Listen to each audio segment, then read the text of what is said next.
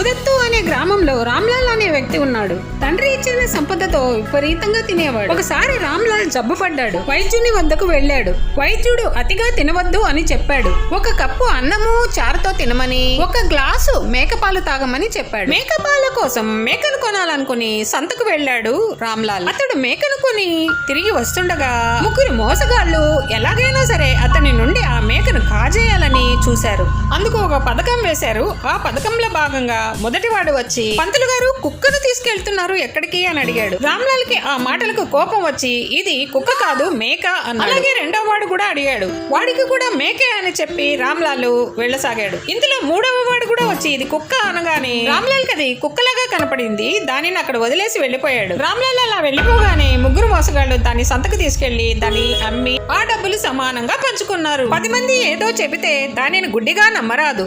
లోక జ్ఞానం కలిగి ఉండాలి.